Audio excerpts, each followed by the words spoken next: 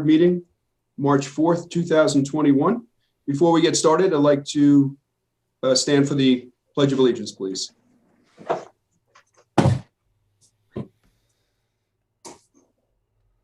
Pledge allegiance to the flag of the United States of America and to the republic for which it stands, one nation, under God, indivisible, with liberty and justice for all. Thanks, Kenny. You're welcome. All right, do we have Hugh King on? Jody? Hugh King has not signed in yet. All right, so that was our first presentation, so we're going to skip that, and we're going to go to Town Pond. And everyone knows we started the dredging project, which was approved by the state. We did receive all of our necessary permits. We received the negative declaration from CEQA, correct, Billy? And that is correct. Everything on the village's end was done appropriately. And on Saturday, I was contacted by Andy Sabin, who notified me that they had found some turtles hibernating in the pond. I contacted Del Cullum, who I asked to head up and organize a meeting of everyone involved. I called Pat Bistrian, asked him to stop the dredging. And on Saturday, we met at the Hedges Inn because of the terrible weather we were having. And we were able to agree to put the project on hold for 1 week, which would then start this Monday. And if, again, I asked Del to head up the rescue effort, if you will, to keep it coordinated and keep our liability under control, that we just didn't have people freelancing and entering the pond. The pond is very dangerous. There's about 4 feet of mud, and it really is like quicksand. And if you happen to go through and fall into that mud, you're not going to get out very easily. So we were very concerned about the danger aspect of this. So I'm going to ask Del to speak and give us an update on the rescue effort. Yes. Thank you, Jerry. And just first of all, I want to thank the board and Pat Bistrian for holding that project off when this information came to my attention. And of course, you know, we understand there's a business that needs to be conducted in the village, and there's financial issues of concern and contracts as well. But as advocates for the wildlife who don't have a voice, I, as well as many others on the east end of Long Island, are very concerned that you know, these animals, we can protect them and they won't be harmed during situations like this. And of course, you know, to us, the timing of the project was a little bit off as we would have hoped, because there are we don't know, we can only speculate, but we're certain that there are a number of both invasive and indigenous species in the town pond, in the sediment, hibernating right now, amphibians specifically, turtles specifically. And, you know, we're just concerned for all the wildlife around the pond. We're anxious and eager for the pond to be brought back to a new, healthy, and a condition that the wildlife can thrive at. That we're all in celebration about. But getting to there, we're hitting this snag of, you know, the concern of those animals under the mud has been a little tricky. But I have to thank the village and again, Pat Bistrian, for just like that, snapping off and holding off the project for a week. Unfortunately, well, first of all, let's say fortunately, during the week, we were able to, and in a short period of time, we really haven't had an opportunity to spend as much time down there as we would like, not because of schedule, but because of the weather. We certainly have the volunteers available to help us, but it was a slow start coordinating, trying to figure out a couple of the things we had originally wanted to try to use to attempt this rescue and recovery. didn't quite work well.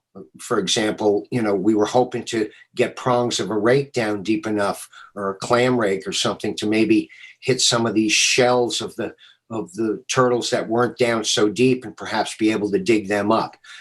Rakes do not move in that sediment. We found that out first shot. So we had to try new things, and we finally found a few things that did work to get on the surface safely. And just when we did that, we managed to save 3 turtles in a matter of a couple days. And that was a huge success for us and for all animal lovers that are out there. But a small segment of what we really were hoping to achieve. The conditions aren't going to change, other than the temperature, which really works in our favor. But as far as the sediment in the mud, depending on what kind of precipitation we get over the next week, which I don't think is any forecasted, it's the same conditions. That mud is soft, dangerous, and unpredictable, let's say. Okay, you don't know what's going to happen, depending on how you fall into it, how you attempt to get out of it, what you're wearing. There's a whole lot of variables to consider here on safety alone. And that's what I take is I focus on safety as a priority, because once you get that down, then the process can go a lot smoother, and you don't have to worry about injuries and things like that. So again, this is a project that was going to require finding needles in a haystack. There's no other better way to explain it. So it was a very difficult task. And quite frankly, I'm surprised we found the 3 we did. What I'm upset about still is that, although these were 3 invasive species that won't be returned to the pond, they are, however, living animals, and they're living things. And we strive to want to save or protect all living things, particularly in wildlife. We did not get to save any of the native snapping turtles. I understand that the state is New York State Department of Environmental Conservation is perfectly aware that there are probably native snapping turtles in the pond, as well as the invasive species. But because of how they operate, they've signed off on the project, and they're not considering the lives. And I understand that's how the state works. It doesn't make us feel any better, but we try to understand what's thrown at us. Where are we at now? Well, we have the end of the week coming. Temperatures are still going to be cold, but fortunately, it looks like this coming week, we're going to get a significant change in temperature. And the significant change in temperature is going to give us a new opportunity on that mud to try different efforts in the effort to save as many turtles as we can in any time that you're going to allow us. Now, certainly you've given us a week, and I'm very grateful for that. I would like at this time to ask the board,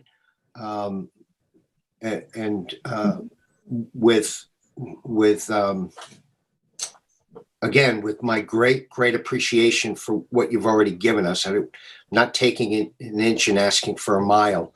I'm just really concerned about these turtles, and I really do want better conditions to try to go in, and whether I get 1 or a dozen more, whatever time you allow us, we're going to use it to the best of our abilities to do whatever we can, so that you can get this project back on track.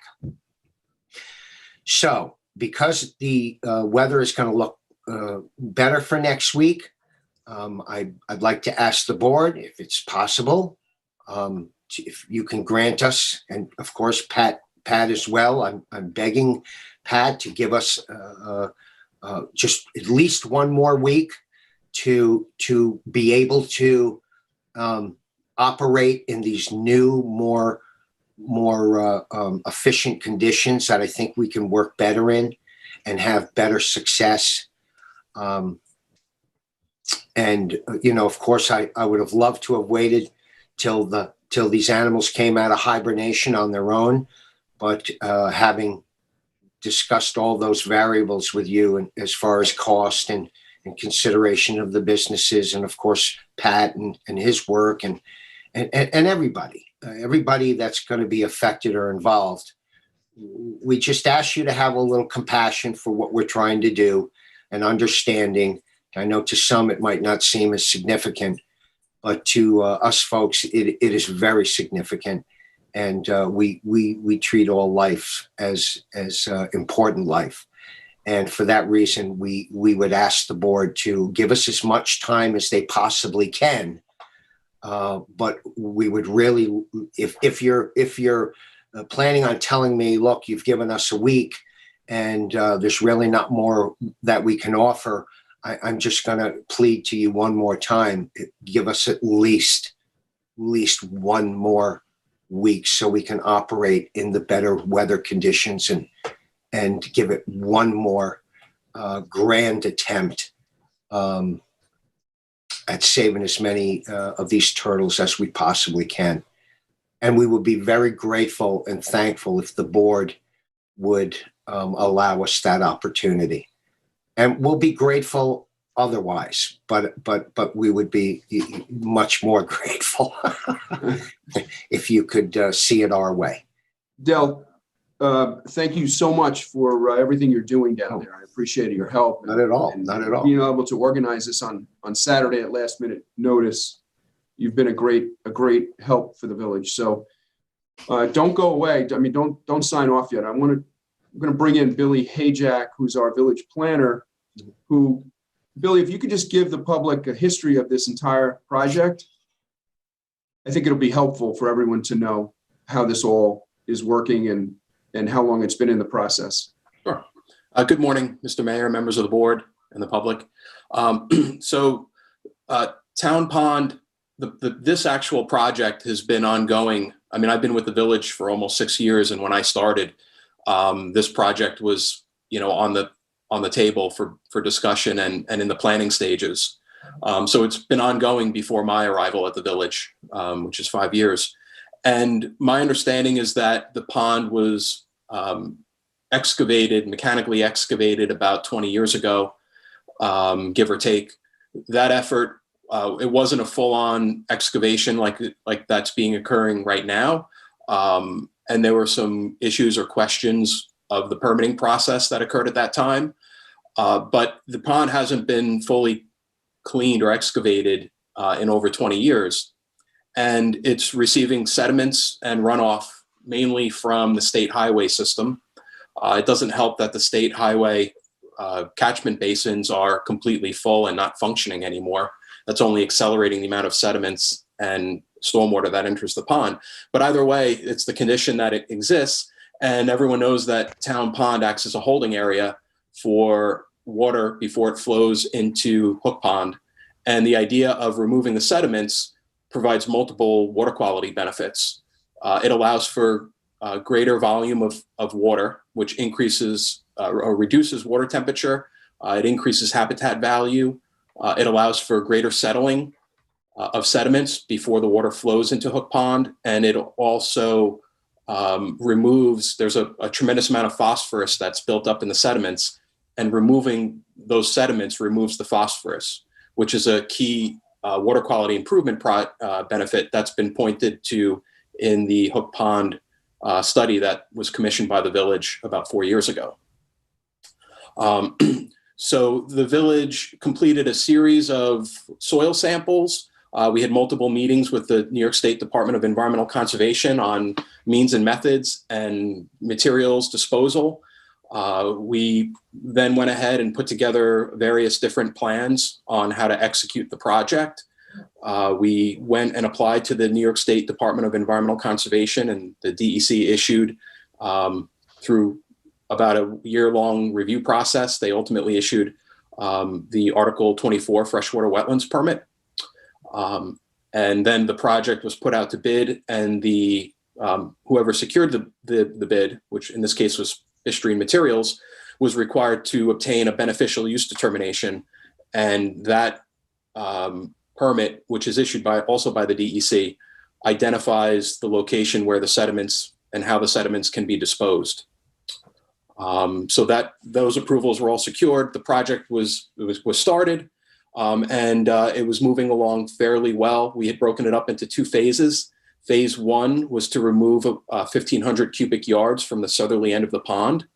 That was really to ensure the means and methods were working, and that the contractor was being successful in terms of removal of materials. We weren't making a mess of the area.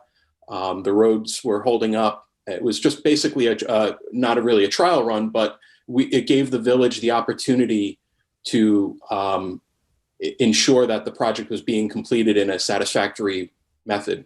That phase was fully funded by the Town Community Preservation Fund as a water quality improvement project. And that work was completed, and the contractor began phase two, which was removal of the remaining roughly 7,000 cubic yards of material from the pond until last week, when it was halted for to try to stop and reevaluate the wildlife situation. The contractor did have part of the agreement was that the contractor, if they came across any wildlife, they would secure that wildlife and relocate it to Hook Pond. Based on my observations and discussions with the contractor, and I've been to the site multiple times, they did not come across any wildlife, and I didn't see any that was, during the actual excavation.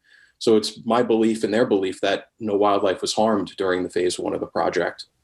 The community, in terms of phase two, the Community Preservation Fund Water Quality Technical Advisory Committee had yesterday had a special meeting to discuss phase two. We applied for funding to complete phase two, and the committee voted to move that request along to the town board. So it's a good sign that we could receive funding for phase two of the project.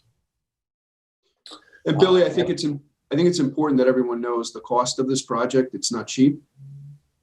So the phase one was $191,000. Phase two, I don't have the exact number, but I think it's 680,000 was the total amount for phase two. Yep. So, right. So it's just under $1 million to dredge this pond. So yeah, somewhere in the high 800s. So that's correct. And it's not a week's project. It's months long to complete this. I was talking to Patrick Bistrian, and from the point he is right now, he feels like he's 2 months from completion. So yeah, the agreement, the original plan was to start on October 1st, and the village outside counsel had advised the village to not proceed because of fear of PFAS in the sediments. And we had to stop everything. We went back, put Patrick on hold. We had to do more sediment sampling.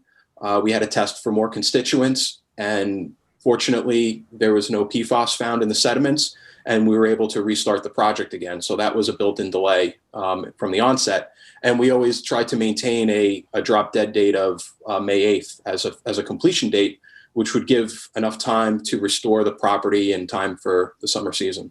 So. Great, thanks, Billy.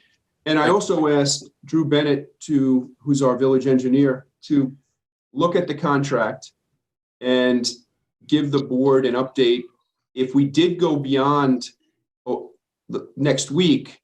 So if the board agreed to give the rescue effort another week, that would bring us to the 14th of March.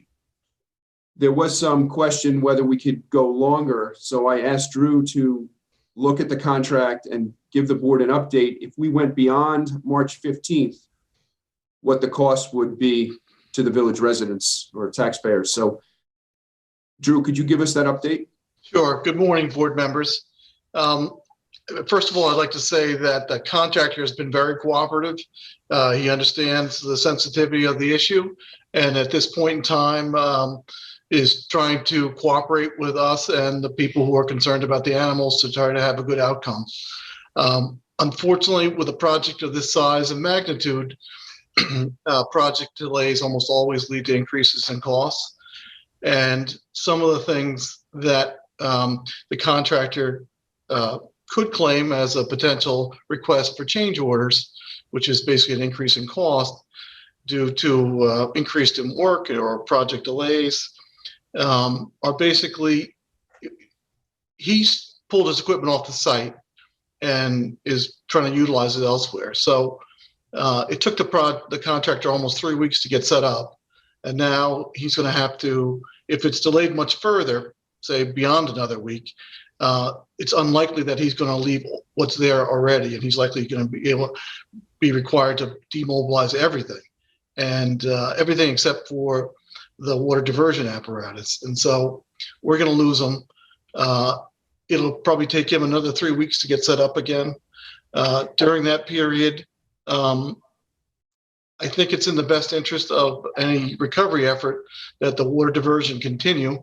And that's actually a fairly complicated task. And it's a system that can't be left unmanned. We need people there to make sure that it operates correctly, that we don't have any sediment bypass during the diversion process, that the pumps will operate efficiently, that the pumps don't go dry, et cetera. And so that's an additional cost that if the date goes beyond the May completion date, that the additional days of water diversion are certainly something that would be considered potentially as additional work. In addition to that, any delay of the project beyond May 8th, in my opinion, based on my review of the contract, the contractor typically experiences increases in costs for insurance and bonds. Those are based on project value and time period. So there's a potential additional cost for that. And in addition to that, the state, this is a state public works project. It is operated under a prevailing wage rate schedule, and the state's mandated wage schedule, or the state's mandated wage rates go through an annual review and increase, and that typically happens in June. So if the project is delayed, a month or 2 months and we're operating beyond May, then the project would likely increase just because of an increase in wage rates. And then there's other factors which are very difficult to estimate, and that's how do we handle a contractor who has a significant project here and is informed on short notice that we need to put it on hold for a prolonged period of time. How do we handle lost work? And that's typically a very hard thing to iron out. So you're not looking at potential cost overruns of $350. You're looking at tens of thousands of dollars, and I think I estimated probably about $75,000 per month is an estimate that I would put on for any related delays. Now, I can say right now that the contractor is not pushing that. He's actually, as I mentioned early on, he's been very cooperative. However, it's a fairly substantial operation, and delays beyond days or a week or so, I think that the feeling is that he really has no choice but to begin to look at seeking additional compensation. So hopefully that I'm happy to answer any questions, but hopefully that gives you enough background. All right, great. I mean, I have to just say the same. I've been on the phone with Patrick over the last week, and he's been very cooperative, but he is a business and he does need to make money, and he does have employees that he needs to pay. So I think I have everybody on the same page. Dell did a great job for us. And if the board agrees, I think we could extend them one more week to the 14th, and it would not impact the job from Patrick's point of view or the village's point of view. So if the board is in agreement of that, I would say we should move forward and just give them one more week. And Dell's pretty confident that that would be a big help in rescuing any other turtles that are in the pond. Anybody have any, I mean, please ask questions or. Yeah, I have a question for Del, and that is, Del, at what temperature do the turtles begin to move on their own? You know, I don't know that answer specifically, Mr. Graham. I'm as much as I am involved with wildlife, turtles is not my area of expertise, and because we have, or I actually have a resource of an expert who's been very helpful with me in the past, which is Karen Tester from the Turtle Hospital. I always refer to her for that type of information. I know it's difficult to pinpoint a date for these animals to come out of hibernation, because as you well know, or hopefully you are aware, that we're dealing with climate issues now, so the weather patterns are all different, and basically everything is a bit of speculation when you're trying to narrow it down to a particular time. But when it starts to get warmer, these animals will start to come out. Yeah, I mean, they'd like to sun themselves. A bat is a good example, because bats hibernate, and as soon as we get a freakish warm spell during the winters, these bats are eager to jump out of hibernation, and then they end up dying because the next morning it freezes again. Right. So it's all up to the animals, and in this case, the turtles, when their internal thermometer tells them it's time to wake up and start going for the surface because of the warmer temperatures, that's when they'll make their move. To guess at it would be, again, a speculative right. comment. And also, what if on the 14th or after the 14th, when excavation resumes, would you be able to work at the other end of the pond at that same time? Oh, you bet. And in fact, I was also going to conclude with that request. I don't know who or what kind of experience the present wildlife spotters have, or who they are, what they're doing actually.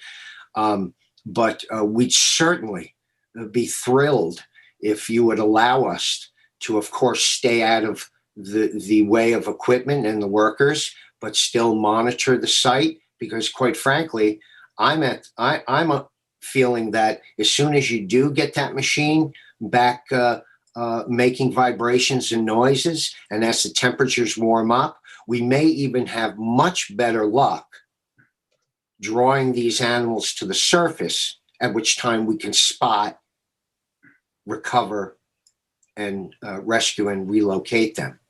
So yeah, please, I would love to fill the shoes of that, and I'm sure I can get some very good spotter volunteers from my organization to help with that as well, and we would superly appreciate that. Yeah, I think that's definitely be part of the package here, as long as the board goes along with all of this. Del, just if you could, just for the public's sake and the board, just tell them who else is involved in this. I know you mentioned the Turtle Hospital. Also, I think Andy Sabin's museum is involved. Well, Mr. Sabin and the museum had offered to hold the turtles, which right now are invasive turtles. So holding them is not something we're going to need them back. So I guess he's going to take them. I've also heard, caught wind of one of the employees that actually they're only accepting 10.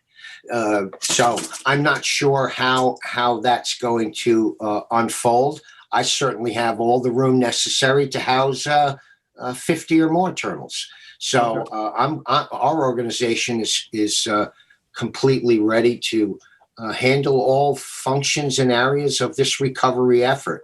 We're glad to have Mr. Sabin give his remarks and comments, but I've never dealt with Mr. Sabin before. He's never shown any interest in my organization in the past, and quite frankly, I don't need his help right now. When I need an expert's opinion in any form of wildlife that I question myself on, I go to a very well-known and well-educated wildlife biologist right here in East Hampton, Mr. Mike Bettini, who is really all the resource I need. And of course, I said Karen's my turtle expert, not she's everybody's. So we use her as a resource. Sorry, my owl's going a little crazy.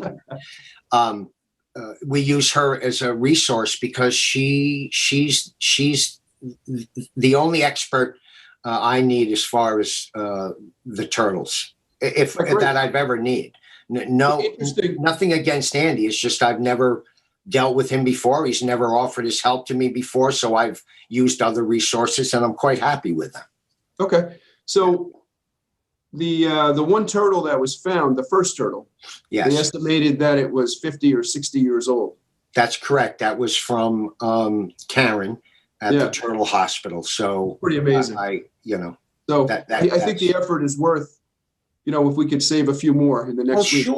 Well, sure it is. Any effort is worth. Look, we know we're not going to be able to save everything. We hope we can. We hope we'll be able to save everything. But realistically, we're afraid that there'll be a few that'll get caught in the mix. Hopefully we'll find them in any stage of this project. But if we don't, we're saddened, but we're going to, And I think it's important to know that the soil that's being removed, or the silt, it's being brought to a location that also, and being spread, and it also has a pond. So if a turtle was to get caught up and did survive the transportation, it would have a water source to go to. So well, yes. That element absolutely would benefit our dilemma as far as the process goes. Sure, the turtles will have a better chance. However, being disturbed during their time of hibernation and spread on a farm field, they're not going to get the opportunity at this time of the year to wake up and make it to that water source. Okay, they're probably going to freeze if they've already not frozen, not having the proper insulation that they create when they hibernate. These are cold-blooded animals. They can withstand some incredible low temperatures, but they do die when they freeze. Okay, so it's a difficult situation all the way around. Again, the fact that you folks recognize this as something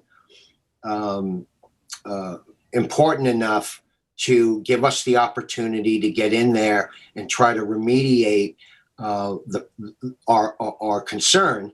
The concerns is we're very grateful for that, and we're going to try to do the best we can, and that's all we can do. And then, if with your permission, we'd like to hang in there and continue observing and monitoring as you move along, so that we can help any of the stragglers that show up during the project. Perfect. Anybody have any questions? Sandra, Chris, Rose? Incidentally, I really can't wait for the project to be finished ultimately, because I know that pond is going to, the wildlife in and around that pond will be better and thrive more. And we're going to see swans back there, and they're going to, which incidentally are invasive, but they'll be back there and they'll be having cygnets, and the people that come into town will be able to drive by, sit next to the pond, experience the beauty of wildlife right in front of their eyes, just feet and yards away. And what better is that? What better opportunity would that be?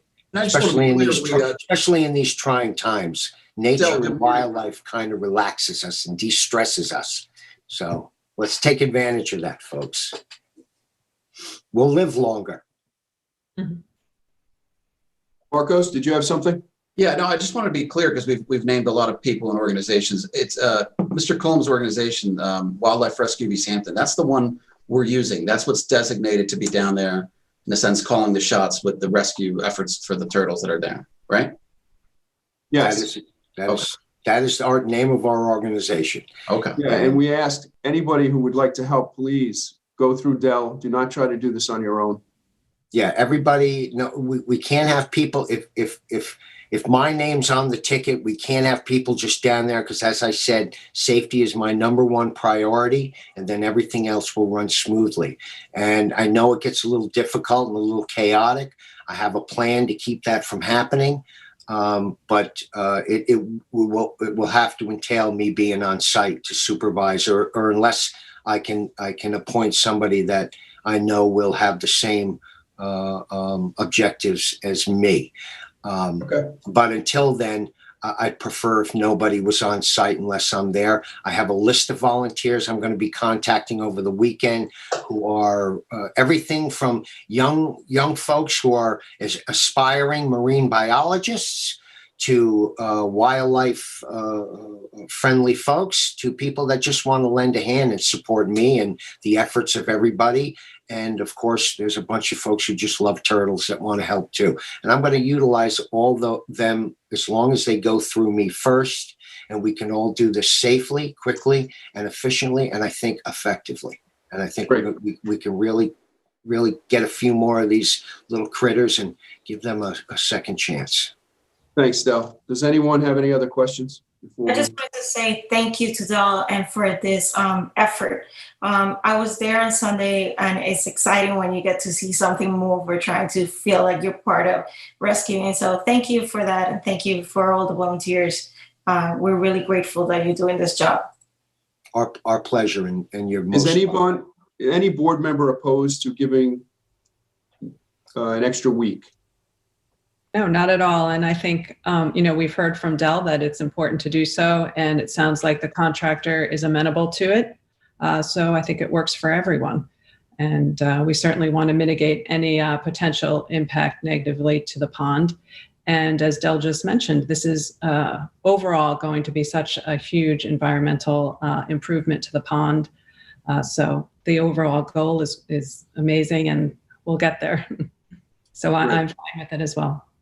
Great. All right, Del. So we're in business. Okay. Well, we'll be back down there to get started on Monday morning. We appreciate everybody's support, and I can't thank the board enough, and Mr. Bistrian. Thank you all, and the public for understanding and your continued passion and support. We're very grateful. Thanks, and Del. My owl Athena is very grateful as well. Thanks very much. Have a wonderful weekend. And thank you. Thanks, Drew. All right, so I see Hugh is on. So we're going to go back and we'll do the presentation that Hugh has. You will? Yes. Well, thank you, Mr. Mayor. Even though you were late. Yeah, I overslept. Good for you. Yeah. The only thing I wanted to say is I wanted to mention something about the scavenger hunt. Yes. Took place. Who won the scavenger hunt? John Tarbett and his family. Oh, okay. Well, there were two questions I just wanted to mention. First one, one of the answers was the sheepfold by the post office. And Yes. while I was down there, do you know there's a tree in the sheepfold with a plaque next to it? And the plaque is for Dr. Frederick Russell, one of the mayors. We are very aware of that. Oh, good. Okay. Because the tree is in a little trouble, isn't it? Yes. Okay, well, one of the suggestions is we could do something with that plaque. Dr. Russell's granddaughter still is here, Sandy Fallhaver. So maybe we could talk to her if you want to pick a different tree, or I don't know what's going to happen to that tree. Okay, but you know it. So Yeah, right. the LVIS is actually working on that. Oh, great. Yeah. Thank you. All right. The family actually contacted us and pointed they did? out that the plaque was actually missing, and I think the LVIS found it and put it back. All And I right. think they're dealing with the tree as well. So Good. And the other one is your question about the bench in Herrick Park. I don't know how many benches have this story. The story was that there's a guy named Richard Bond's name on that bench, and he's thanked, and it has something to do with coffee. Well, you know what the story was? This guy named wait a minute now, John Query, a teacher at at East Hampton High School. He was swimming from Fireplace over to Gardiner's Island. And in the boat behind him was this guy, Richard Bond, with other people giving him coffee as he needed it. And then Richard Bond was a graduate of East Hampton High School. Richard Bond was a teacher at East Hampton High School. He led the high school band in a contest at Edwards Theater. He appeared in dramatic and musical performances at the high school and Edwards Theater.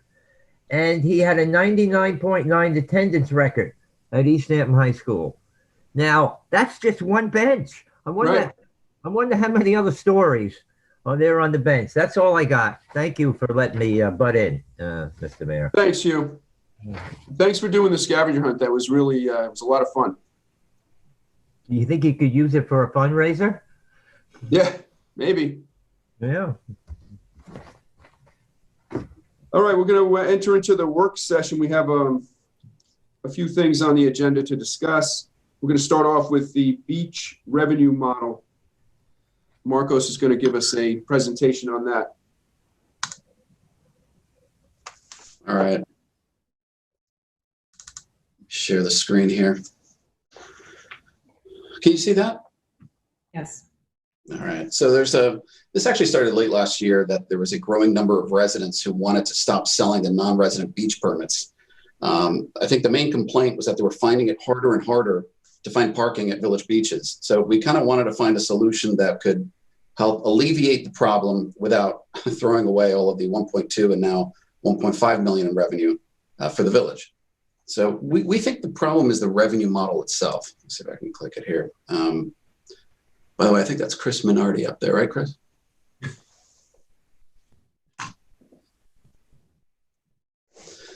We wanted to go back about several summers so that we could show that the board, what we mean. If you can see on the left-hand side, the seasonal passes in revenue versus its visitors. I mean, it's kind of, you'll see from slide to slide here.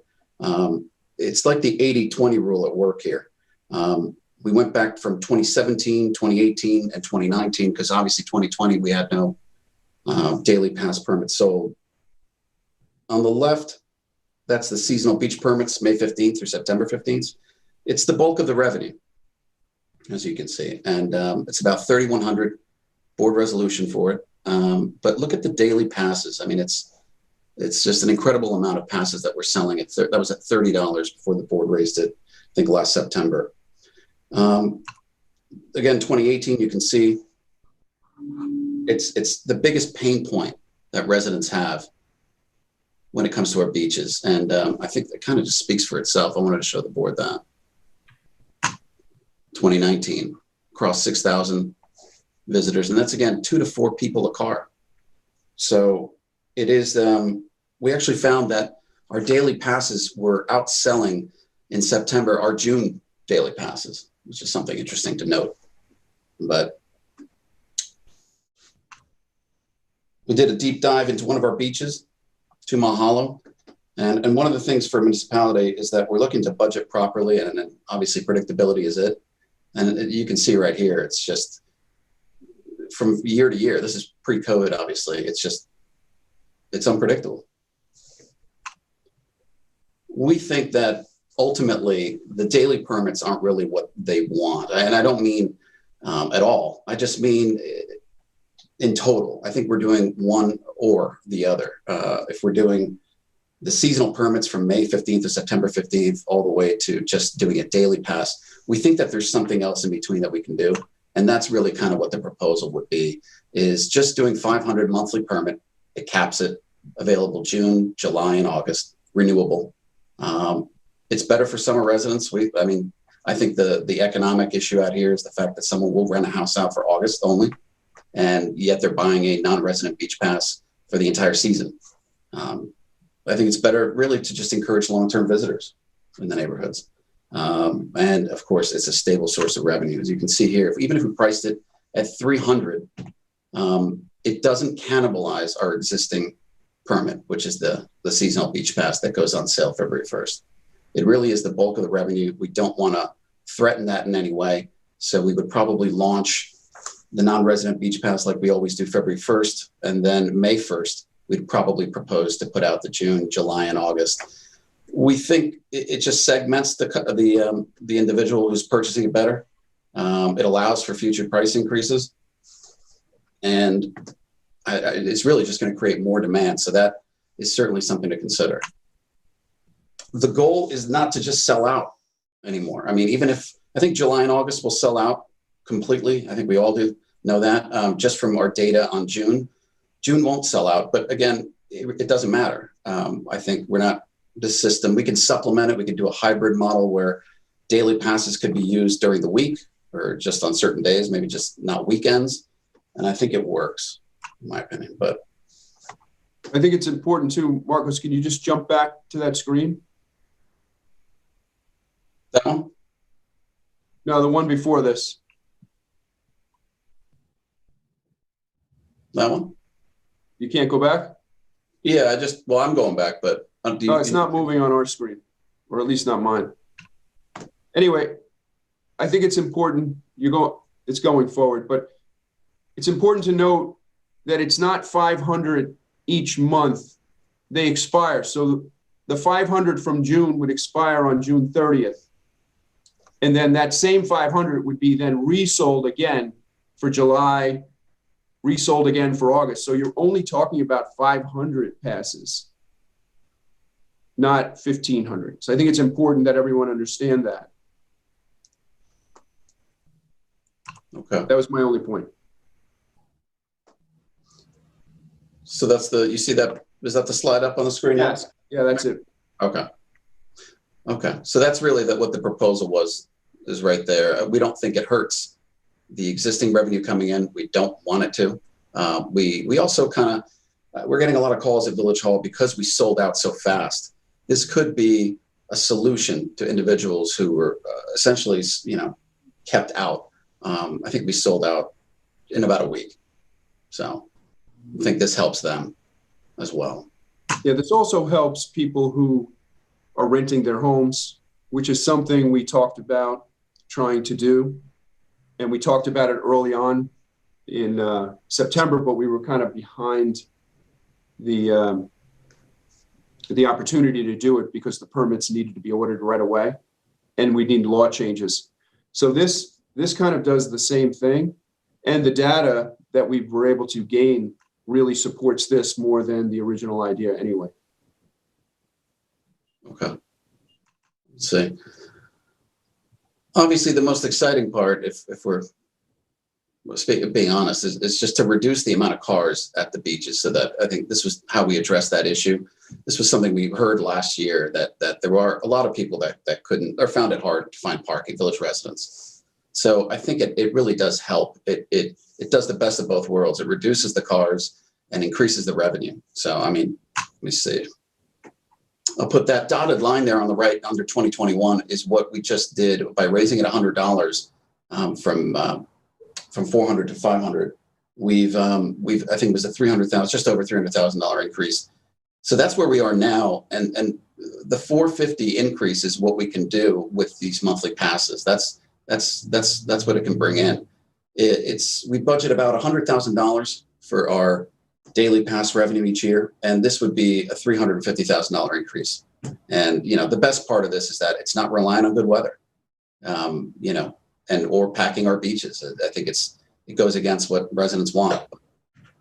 And of course, for Dominique and I, it's predictable and reliable, which is nice. The new website. Question, Marcos.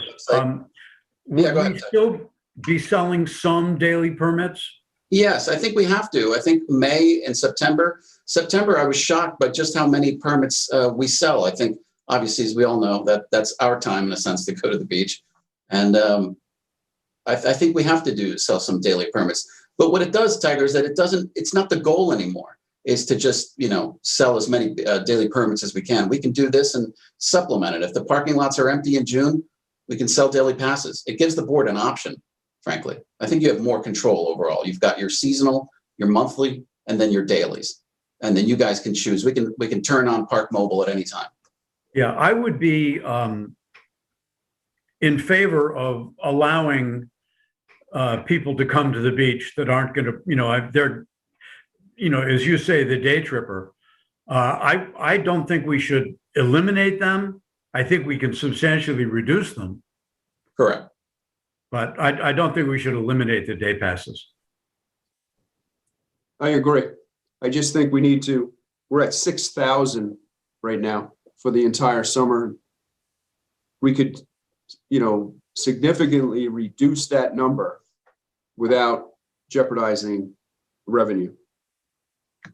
And I think it gives renters and I think it gives people more options. Yeah, and actually, I had one more question.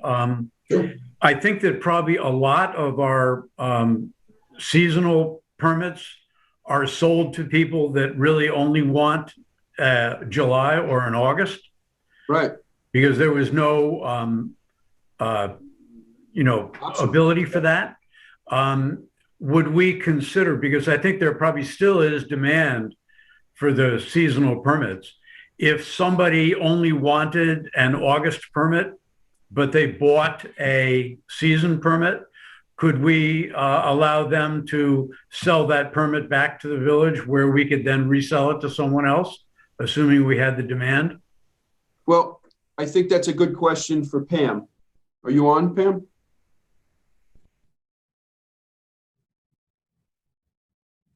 Maybe Pam's not on. I think before we how much work it would be. We have to explore the transferring option a little bit more carefully. It brings in other problems, but the capabilities of this software, the IPS group, has that down the road. It certainly does have that, Tiger. So we could look into that. Before we start issuing transfers, for example, what's to stop, let's say, 10 real estate agents from buying everything out and then transferring it them accordingly to their customers? So we want to be careful with how we do that. That's all the unintended consequences of what that could be. But you're absolutely right.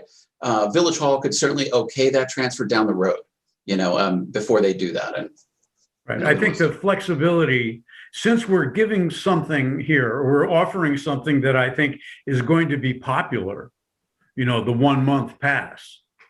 And I think that a lot of people did buy the $500 pass only to use it for August. That, maybe we don't do it this year. Maybe this would reduce some of the pressure on the 3,100 seasonal permits. I think that, maybe it's just a wait and see what we end up with. I think it's a really good idea, and I would be for it as well, as long as we have some daily passes to offer during the week. But if we can reduce the volume and and gain revenue, it's a win-win. And last summer I think was atypical. I know people had trouble finding parking spaces, but because of COVID, keep in mind we had to reduce all the parking lots by 50% the capacity. So each space was coveted for sure. But I think this is a good idea. Yeah, fully supportive. so the permits would be available on the website. All our permits, I would try to put them up by the end of the year as much as we can. But certainly the beach parking permits from now on, whether it's for village residents, they could just do it themselves online.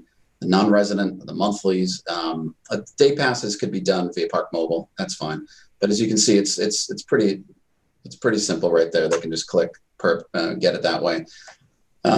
It's a simple process. You apply for it on the village website, you enter your license plate, and before you know it, it's live. So you can technically purchase one and get one in New York City, drive out, or even in Amagansett. And by the time you hit the village line, your permit is live within our new vigilant parking enforcement system. And, the system knows exactly where you're supposed to be and where you're not supposed to be or park. So, and that the concept behind this is that the license plate is the permit. So whether, I think Tiger, you had a good idea to put a downtown parking permit for those who don't necessarily want to do the $2 an hour or just want to get their permit, whether it's $50 or $75 for the entire season and not think about it. They could do it that way as well. This scales terrifically, actually. whether it's a hook pond fishing permit or any other permit we have downstairs. So that's it. I had a couple points, Marcos, and I'm definitely in favor of this model. The one thing that I've always been in favor of is trying to allow people that rent village houses the ability to get a beach pass, and I think this accomplishes that. And also, I do not believe that there is any parking issues during the week. So it's really weekends. I would be in favor of allowing daily passes during the week. And maybe during the weekend, there's no daily passes. I think we might have done that previously. And the one question that I had was that right now when we sell daily passes, it's just for Main Beach Lot 2 and it's just for 2 Mile. If someone were to buy this monthly pass, would that monthly pass be okay at the other 3 beaches or just Main Beach and 2 Mile? That's what I wanted to ask the board really is I know that whether it's Egypt or Ybor, I didn't want to overload it, but or Georgia, obviously, because we get complaints there already. So it's really up to the board as to where we can get into the details, but I think I don't know, it'd be nice to almost spread it around too. So we don't get overloaded at Lot 2 or 2 Mile. Lot 2 has the biggest parking lot, obviously. And again, during the week, I've never seen a problem in Lot 2 on any weekday, even a Friday, nevertheless. So again, I like this idea. I would love to get something like this up and running for this summer, just because, again, I think we sold out very fast. And I think there's a lot of people that missed out. And, the people that rent have the ability, you don't find your rental already. I mean, right now, people securing summer rentals, they rent all the way up until that month. So again, at least an option for them to be able to go to and enjoy our beaches. I do think I think the board can definitely massage where they go. And the other question would be is that when people do go into Lot 2, there is a parking attendant there. Would that parking attendant have the ability to log on to the app to maybe figure out if that person's allowed in or not?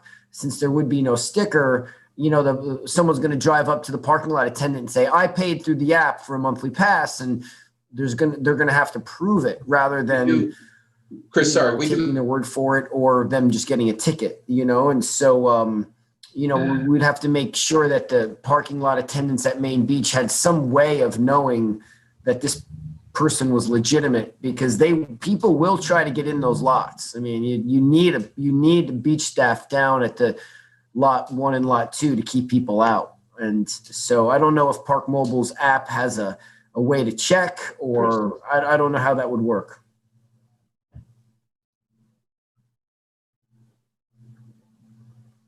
Sorry, Chris, we lost you for a little bit there. The connection was bad, or at least mine was with you.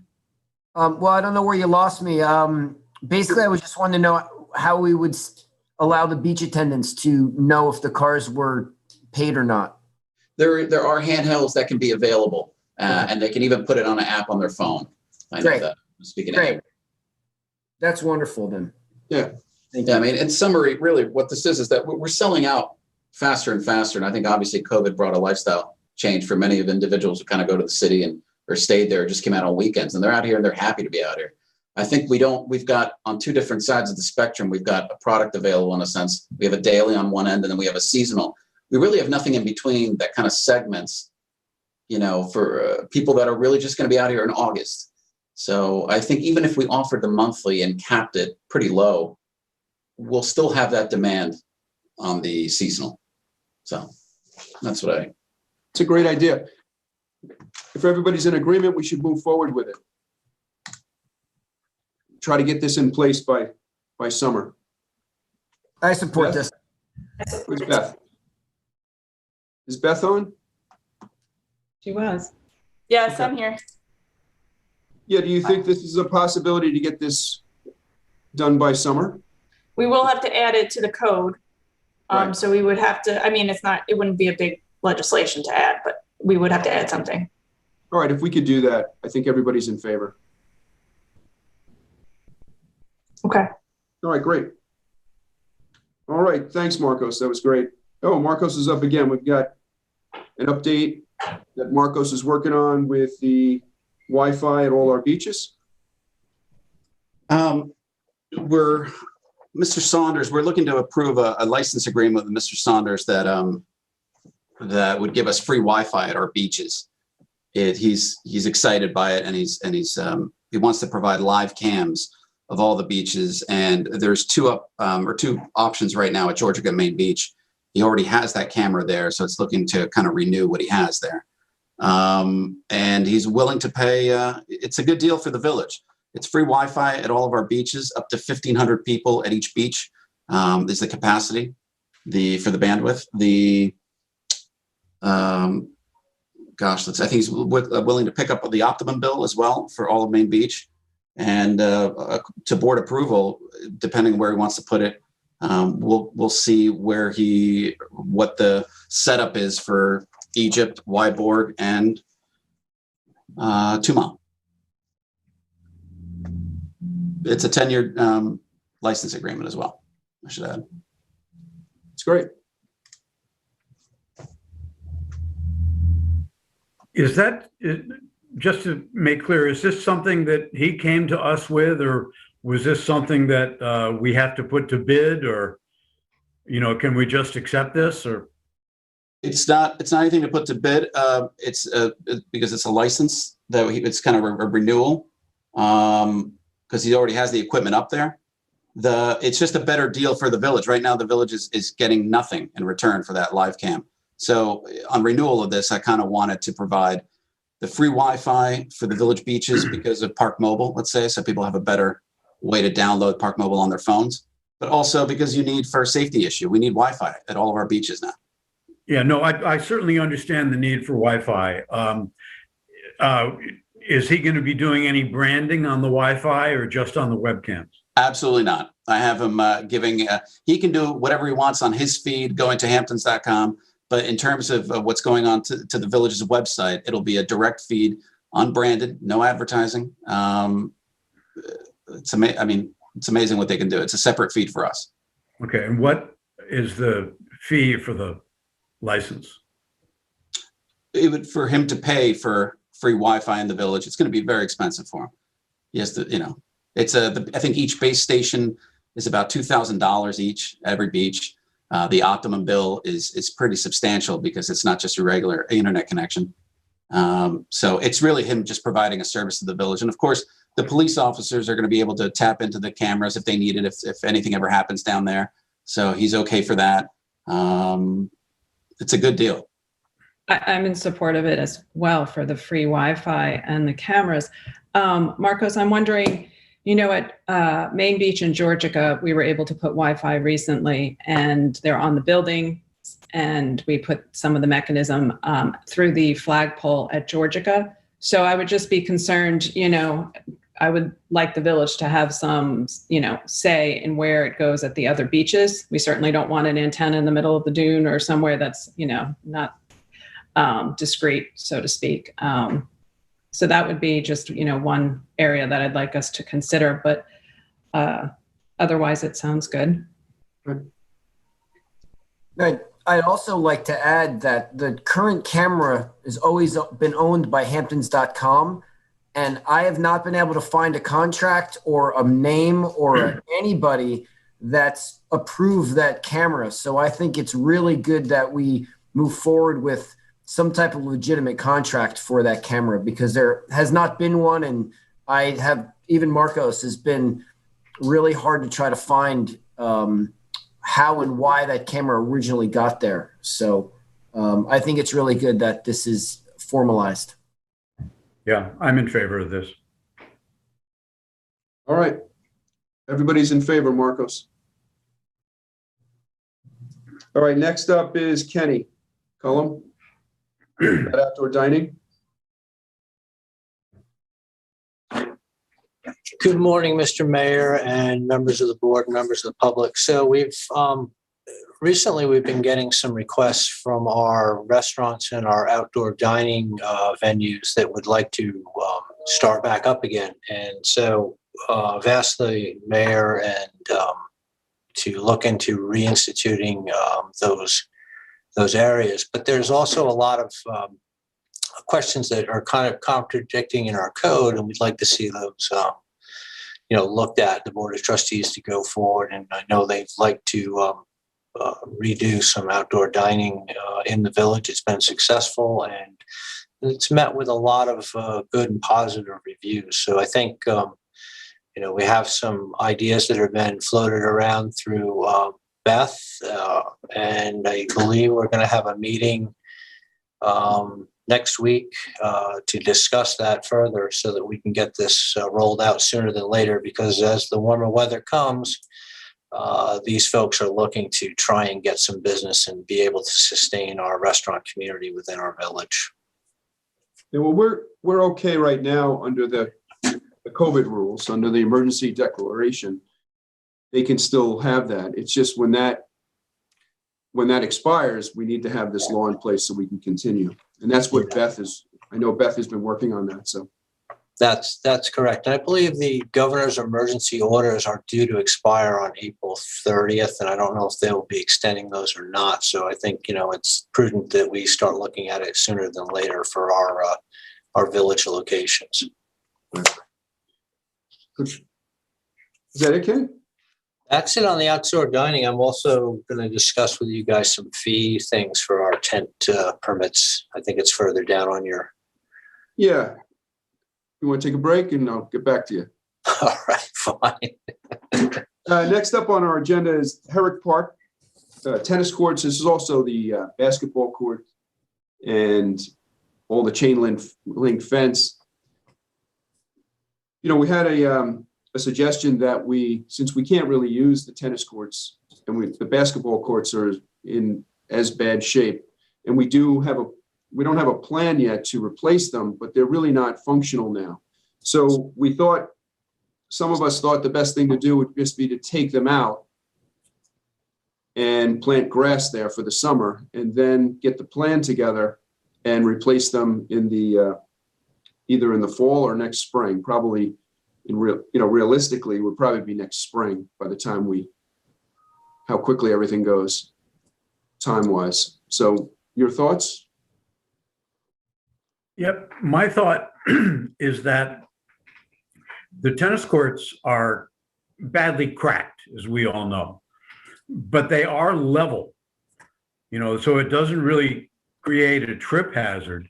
And I know that there are products that can be used to fill those cracks and make the courts playable, at least for this season. And that way we would still have the 3 tennis courts that people could use. I know that the middle school uses those courts as well. And I think it would not be terribly expensive to patch those. I know that one of the courts was patched last year. I think DPW did it. And I think that we can patch those courts and they can be usable. They may not be the prettiest, but at least we'll have the courts. And, last summer we didn't get so much use out of them because of COVID.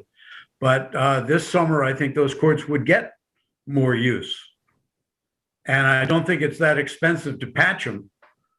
I don't know if DPW has an opinion on that, but I think that rather than take them out, just patch them so we have usable courts. I know last year, and maybe Mike can fill us in. Last year, we have 3 courts. Only 1 court was patched. Do we know why, Mike? Or the only thing I can tell you is because they didn't want to have a whole lot of people in that one location. They were originally closed because of COVID, and then at some point the decision was made to at least open 1 court so people could, have some outside activity. That's the one we fixed. That's closest to the parking lot. What's your opinion? Can they be fixed? I mean, we fixed the one, and I don't see it be a stretch to fix the other 2. It'd be a lot cheaper than ripping them out right now. Just wait until you're ready to move forward with your project. At least you'd still have some function in the park, something to do, like you were talking about. Jerry, have you heard from the school district about the tennis courts? Because I do know that school sports for the middle school will start mid-March on the 22nd, and the tennis teams might use the courts. I know high school tennis is in the fall. Is the middle school tennis in the spring or the fall? Well, they have a girls' tennis team in the fall, but because of COVID, they're doing this abbreviated sports schedule for the district. So the spring sports or the fall sports are starting on March 22nd for a couple of weeks. And then the spring sports will start mid-April and go through June 15th. So I also agree with Tiger that if we could patch them and make them usable, and functional and safe, then it might be worthwhile. No, I don't disagree with that. I just assumed wrongly that they were closed because they were not repairable. But Mike is telling me that it was just because of the COVID it was closed. Can you do that in-house, Mike? Will that not cost us a lot of money? Yeah, we can do that in-house. We did it last year, and I don't think the material costs a lot of money. All right, so it's just a matter of nice weather, we can do it. Yeah, my feeling was that if they were going to be abandoned, let's rip them out. They're an eyesore, if they weren't playable. But if Mike is telling me he can get the 3 courts up and playable for the middle school or for the public, that's terrific if we can get through another summer. Yeah, it's a Band-Aid. I think we all realize that they definitely need to be demoed, and the intent is to relocate them to where the softball field is now, and have brand new courts, hopefully sooner than later. Let's put a sign up. I'd like to put a sign up there that, almost like excuse our condition of our courts, but we are replacing them next year or something like that, so that the public knows that this is not how we keep things. I think I looked online yesterday, and I looked at a couple of products that would be suitable for use in patching these cracks. And it's like $90 to patch a 1-inch crack for 35 feet. And I don't know how many feet of cracks we have, but I can't imagine it's 350. So I imagine it's, probably less than $1,000 in product, plus whatever the time is for DPW to do it. No, that's great. What I'm saying is I think we should post a sign there that this is not how the village keeps their park. Right. This is a temporary situation. I think a sign would be adequate for that. Again, because remember, it's going to look terrible, just like the one that's there right now that was patched. It's a total different color of the rest of it looks terrible. And the chain link fence that's falling down, and I mean, the whole thing is a real mess. We all agree with that. I'm just saying, I think it would be nice. We want to try to be friendly and keep the courts open and let people play. But at the same time, I think we should put something up there that I don't want to reflect on this board that that's how we keep things. That's all. Right. So if you could look into that too, Mike, that would be great. We could also, you had an idea about improving the pathway and the chain link fence and so forth that runs along from the long-term lot to the Rudishan and, alongside the LVIS property. Maybe there are some things that we can do to improve the park, that won't cost a lot of money, but that will have some visual appeal, just like we did to the north end of the park, that fronts Newtown Lane. DPW was instrumental in that project. Right. And it looks so much better, but. I agree.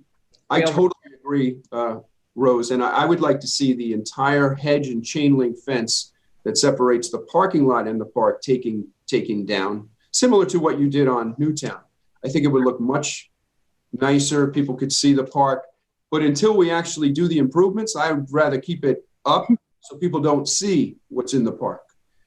I was referring to the area, just to be clear. I agree with you that the hedge serves a good purpose right now. Yes, I was also thinking, of the pathway that goes from the long-term lot to the right.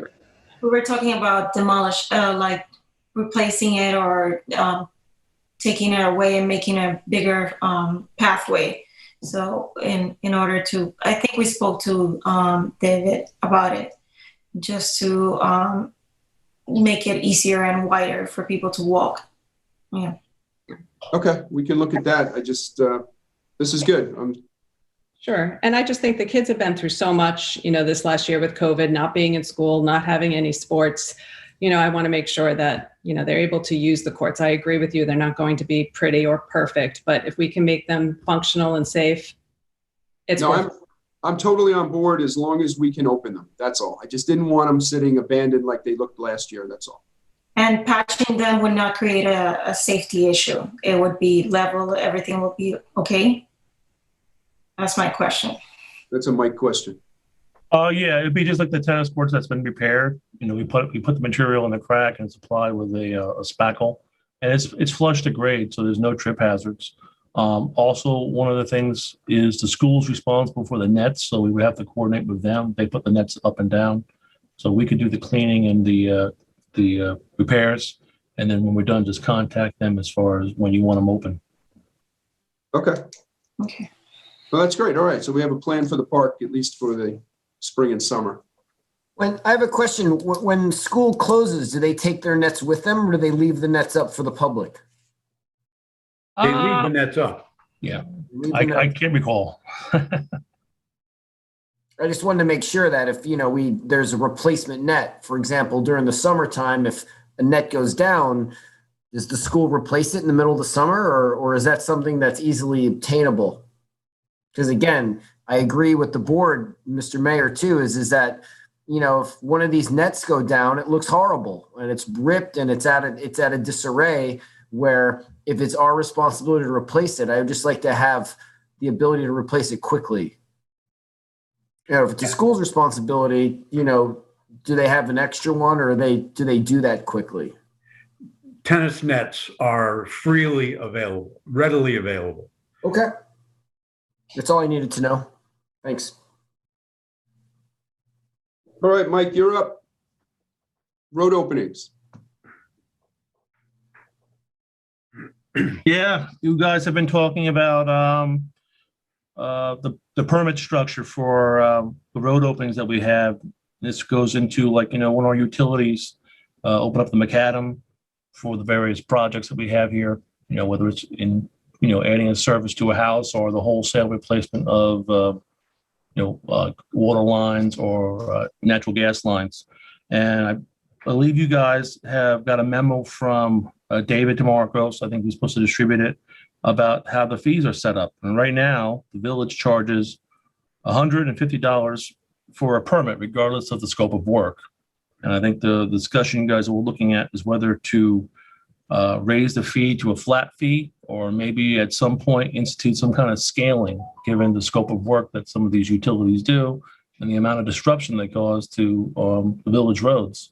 Rose can tell you about it herself firsthand. She was just had her road worked on, and Tigers Road's slated to be one of the roads coming up that's going to have major work done to it. Just so you guys are aware. I'm going to mute so you guys can talk. Hey, Mike, just a quick question. Do you know what the town charges for road openings? Yeah, East Hampton charges $250 per opening. So if you have a project that has you have to open up every time you have utilities cross each other, you have inspection holes, they charge them per hole. So you can conceivably have 100 holes, it's $150 a hole. Just another reference, Southampton Town has a $100 residential fee, $250 for all others. West Hampton's $150, Sag Harbor's $150, Southampton Village $150, plus a charge per foot. And that's what your neighbors are working with. Okay, that's great. I mean, I would like to see us do what the town does. I mean, keep it consistent town-wide. Yeah, I agree with that. That seems to make sense, because, the people working in East Hampton, the less they have to worry about whether they're working the town or the village. To be consistent, I think, is probably a good idea.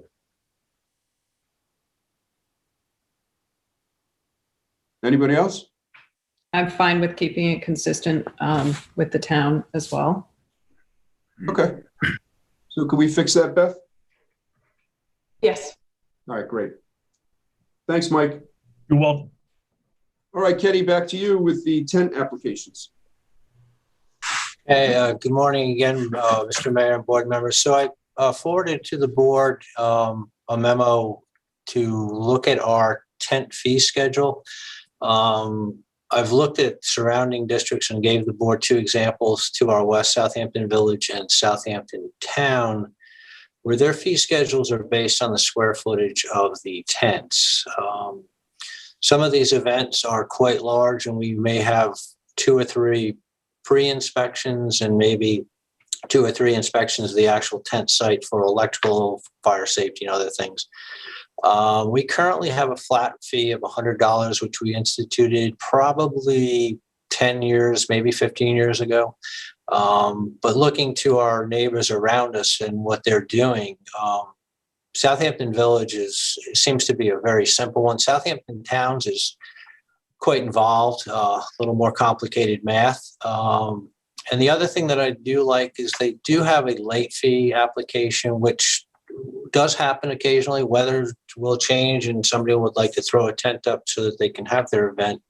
And I don't think, a $50 late fee is really that much. So, looking at those two things, I thought, I would bring it to the board's attention for their discussion to see if that was something that they would like to do and review as far as we going forward, because some of these events are quite elaborate and take a couple of weeks to set up and a couple of weeks to break down. So, for the board's pleasure, I've prepared the 2 things for their review and see what they might like to do. And if I had any questions I could answer, I would be happy to do so. What, just so it's on TV here, what is the fee that Southampton Village charges? So Southampton Village bases it on tents. So anything less than 1,500 square feet would be $100. Between 1,500 and 3,600 square feet of tent is $150. 3,600 to 10,000 square feet is $200. 10,000 to 15,000 is $250. And any tents greater than 15,000 is $350.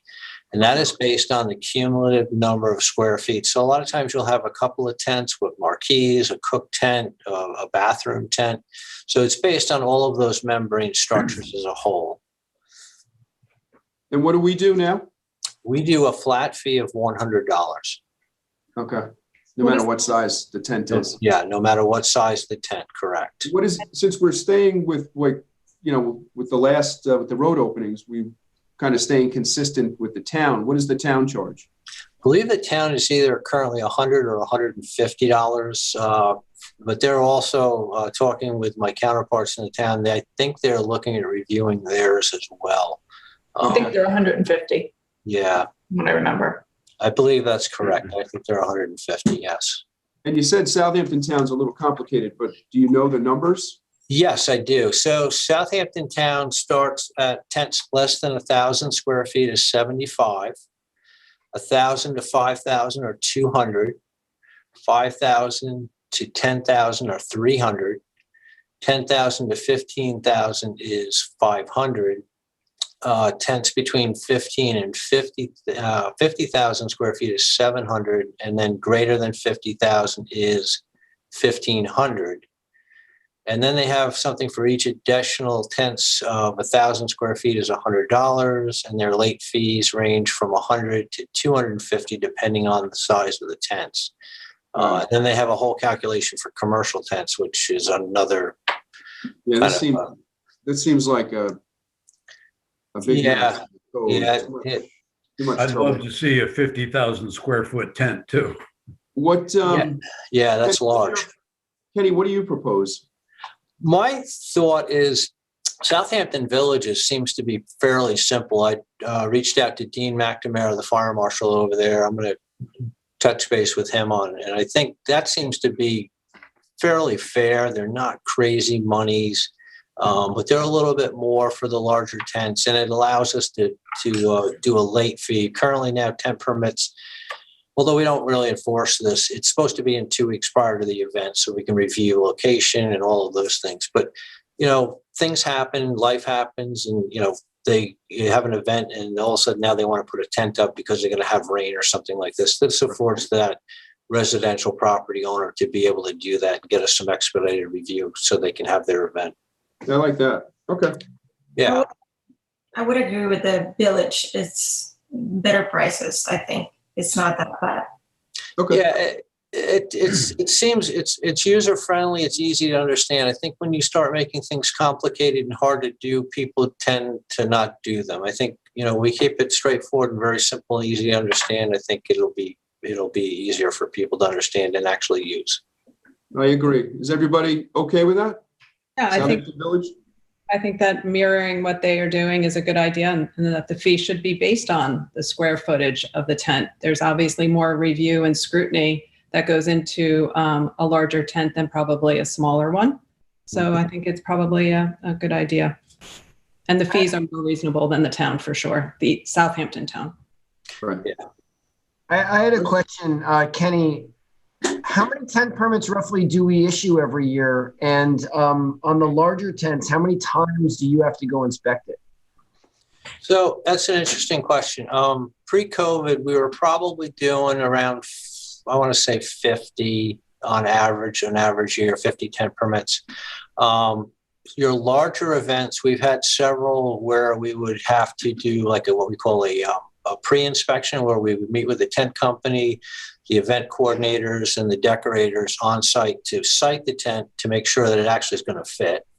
And then generally you'll have, on those events, you'll have 2, 3, maybe even more, depending. Sometimes we'll do a Saturday morning inspection because they didn't have bonding and grounding for the generators, or the fire extinguishers weren't. So they could be more complicated. The average family gathering, family birthday party is generally a Friday afternoon inspection, and it's a one-time inspection. Unless they're missing something, we'll come back. But those are fairly simple. Now, the ratio of large event tents versus the family barbecue birthday, there are probably 10 to 15 of these very large scale events, and the rest of them are very simple, backyard wedding or backyard, barbecue type of thing. So it's not terrible. Yeah, I know the Historical Society Antique Show on Mulford Farm is multiple tents and multiple electrics, and that's got to be a headache. Yeah, those type of events are challenging, but they require multiple inspections. I would just like to make sure we're charging enough on the larger ones. Again, I don't think there's a problem with the small residential birthday parties and gatherings, but it's the large ones which I would want to make sure we're charging enough for code enforcement to, they're going back there multiple times. They're meeting with them a lot, and it's important, and they house a lot of people and they need to be safe. So whatever we adopt, I would like to just make sure that on the large ones that we're not missing the boat. Well, what about perhaps you get one inspection free, and if you have to go back for another inspection, there'd be another fee for that? Does that get too cumbersome? Yeah, my only concern is the nice thing about doing permit fees up front is you don't have to bill somebody and go back. It's generally, paid on the head end instead of chasing somebody for money on the back side of it. That's my only concern with that. The invoicing, correct. Correct. Yeah, that would be, I think, a headache for Dominique and for the folks at Village Hall. Yeah, we had the same issue with the certificate, the COs. So we were talking about, we'll talk about it in a minute, but we were talking about per visit, Tiger, and it just seemed to be, from the department heads, it just seemed to be too much of a problem to bill people. I mean, the board can revisit those numbers on those fees if they want, but it is cumulative on the square footage. So the larger tents would generate more money, and it's not just the main tent; it's the marquee tents, cook tents, restroom tents, any of the other tents. That all gets tallied in there. So I would let the board decide. I'm fine with the way it is. $350 for the largest tent, as Southampton Village has, and I think that the fee schedule, being reflective on the size of the tent, makes sense. If we were just doing a flat fee of $100 and now we're doing $350 for those larger tents, certainly, your work and efforts are being compensated in some way. They seem reasonable. I'm not sure if we need to increase them. Any more than that? Yeah, I would agree. Chris, you okay with that? I am, but does anyone ever thought of raising the 15,000 plus to $500? Because again, Southampton Town is seeing tents up to 50,000 square feet, which is a lot more money. Again, I don't know how big these tents get visually, but if there's a very large tent, I would think Kenny would have to go back there a lot and spend a lot of time there. I'm talking about giant tents. Maybe we need that category, such as Southampton Town has. They have the 15,000 square feet to 50,000 square feet, which is one number. In our case, it would be 350. And then anything greater than 50,000 square feet is another number. We could add that category in, 450. Do we see that, Kenny? Kenny, what's the big tents that we get? Like, could you give us some history on exactly? Yeah, sure. So there used to be an event that was at was a Rush Foundation for Russell Simmons. That tent was roughly just shy of 10,000 square feet. The High Holy Days tents are roughly in that area too. They're just shy of 10,000 square feet. I think what you're seeing with Southampton Town is, if anybody remembers the old Two Trees polo matches, those tents there were extremely huge. And I think that was, for these tents that were out on these polo pony games and things that you would see on the fields. We really don't see that in the village so much. You could put a category in there. If the tent was to go up maybe somewhere in an open field in the village, you could maybe see that. We could add another category if the board would like. Kenny, do you recall offhand how big the tents are at the antique show? I don't. I know they have the one in the front is there's a 40 by 40 and a 40 by 80, and the ones in the back are not very deep. The stall ones, I think they're only like 10 feet wide and run 40 to 60 in length. I'm not sure if they're getting, well, here's the other thing. The village code for not-for-profits on their own property, we do not charge tent fees for not-for-profit organizations that utilize their own property. So the library, the churches, and the historical society, they are not charged tent fees. Okay. Well, maybe we should charge a $100 tent fee because you have to go over and inspect. Yeah, whatever the board's pleasure is, that's fine with me. I don't think a non-for-profit or a church is going to balk at a $100 fee. Yeah, I'd be out on that one. Not in favor of that. Me neither. I would not like to charge the non-for-profit. But I would okay to do another category and just make it 500 or 700, just in case we ever get that sent. We have already a category. Okay, so do we want to add another category? Yes. Kenny, and just make it $500. Sure. Okay. So we'll do, let's see what Southampton goes. So we'll do 15,000 to 50,000. We'll make that 500. Yes. Okay. I'll put that. Right? Sure. I'll put that together and get that over to Beth so that she can review it. And I think we should just leave the nonprofits alone right now. Let's just go with this fee schedule and see what happens. I'd be more comfortable with that too. Me too. Okay. Very good. Thanks, Kenny. You're very welcome. Next up is Chris with CBOs.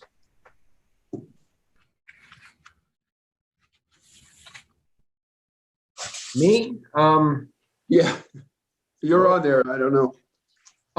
Okay. Well, we can have Tom talk about it. Yeah, have Tom talk about it, please. Okay. You're up, Tom. Good morning. Thank you, Mayor. Hello, Village Board. So yes, we discussed perhaps slightly increasing the certificate of occupancy fee to make it more, equal to the surrounding municipalities.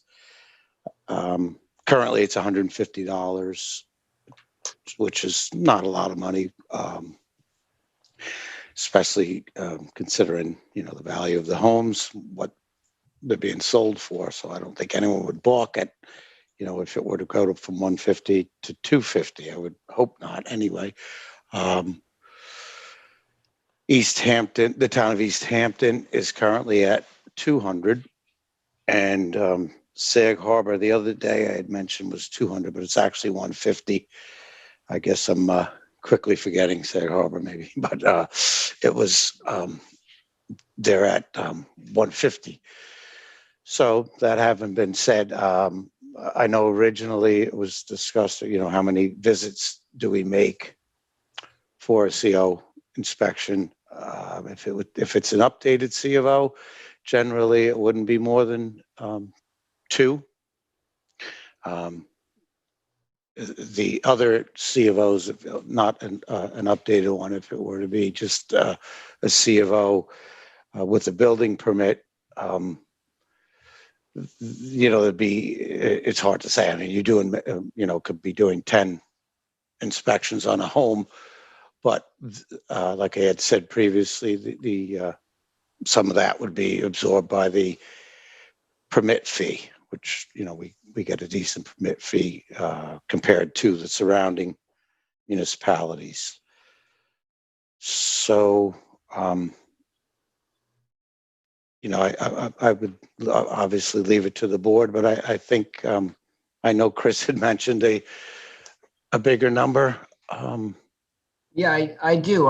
Again, we have a very busy building department, and what we've tried to do is we've tried to speed things up, and Tom and Kent and Rob and Kenny have been great, but I think it's very important that we service our real estate contingents and be able to produce these COs in a timely fashion.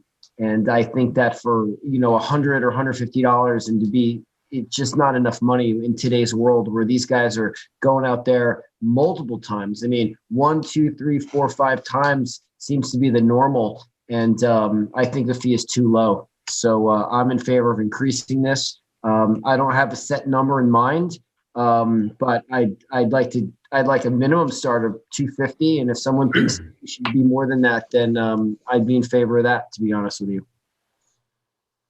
What if we Understood. Chris had another idea that he had mentioned a while ago. What if we did, say, 250, like what Tom is saying, for the regular C of O, but if you wanted to expedite your C of O, which seems to be very popular, there would be a higher fee if you wanted it done, say, in 5 days. Because roughly we're running, maybe 2 weeks, Tom? Yeah, I'd say that's a fair. So if somebody was approximate, needs to close right away, we would have a way of moving them to the top of the pile, if you will. Yeah, I think Southampton Town has that available. Southampton Town has something like that. Yeah. And so then my question, Tom, would be, how many CO requests do we normally have at any given time? And, moving someone to the top of the pile, I wouldn't want that to make the turn time for the regular people longer because everyone starts moving to the top of the pile. I would love this. I would say, great, if you want your CO in 5 days, it's $500. However, I would not want to jeopardize the rest of the people because, again, we require a CO upon the new transfer taking ownership or at least residing in the house. And so, I think we have to do it right. But if there's a way to expedite it, I think that would be wonderful. And I think people would choose that more than the regular option. Yes, understood. And I think that kind of is what happened in Southampton Town. And I'm not 100% certain, but I think they may have discontinued it because you put a number out there and people are going to pay the number. It's just what's a fair number. So sometimes the normal business, I'll call it, gets put by the wayside a little bit. And I think they were experiencing that in Southampton, where the expedited requests were, obviously they're expedited, so they're going to take a precedent. But What if we did a lot it of in time reverse? was going to that. What if we did it in reverse, Tom? We said our fee is $500, and if you're not in a rush, it's $250. Yeah, I mean, Do we have the personnel to say we're going to give it to you in 5 days? Because we're going to charge an expedited fee, but if we don't get it out in an expedited manner, that's not going to help. It's going to be worse. Well, and to Chris's point as well, that could also waylay the regular applications. Tom, did you say that East Hampton Town, their regular building permit, certificate of occupancy, their C of O is 200 or 250? theirs is 200. Okay. Yes. And ours currently is? Ours is currently, is 150 Right. Okay. for Can I just clarify updated. too? The town of Southampton has expedited building permit application review, which they charge $1,000. I don't see expedited C of Os. Mhm. They might do it. I just don't see it on their list. Thank you. Yeah, I may stand corrected on that. Yeah. Yeah, I wasn't saying if we did it in reverse and we charged a fee for a building permit, not expedited, just a fee. Like we all agree it has to be raised. We're too low. So whatever that fee is, Tom's running about a week to 10 days, 2 weeks. Yes. That would be the normal turnaround, but that's the fee. But if you're not in a rush, you could save a couple of bucks, and maybe it only costs you $200 and it might take you a month. Some people may not be in a rush for this. They just need it, but they're not in a rush, and they could save a couple of bucks by going that way. And I don't think that would hurt the regular business because we're not offering to expedite anything. I mean, I think the argument's going to be, that everybody's going to want the expedited. We're going to be in the same situation. So That's what I'm afraid of. Yeah. Right.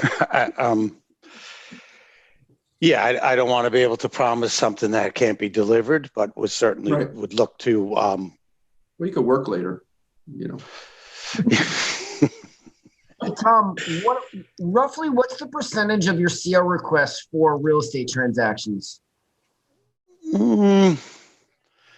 That's kind of hard to say. I mean, especially having just landed here. But I guess just as a general rule, 50-50 maybe.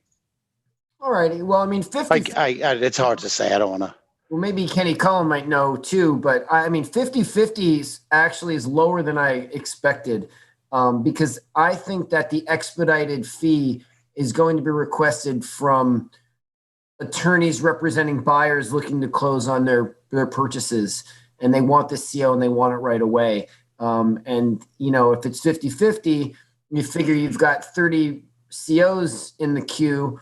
That's 15, can you do 15 in a week? And if you can't, then the mayor's suggestion might be a little bit better. Now, if that number is 5, 6, 7, 8, where you think you and your team can get those done in a week, then, an expedited fee might make more sense and some more money. I don't know. Oh, I think it would make sense. And I could be way off on the 50-50. I mean, just to be clear, everyone wants them right away. Hey, Chris. Hey, Chris. Tom's right. It is about 50% real estate transactions, and about 50%. It's within reason for building permit closing out. So it is about half and half right now, or at least it was when I was there. Okay. Thanks, Ken. Yeah. I'm thinking about this. There is money when people get a building permit.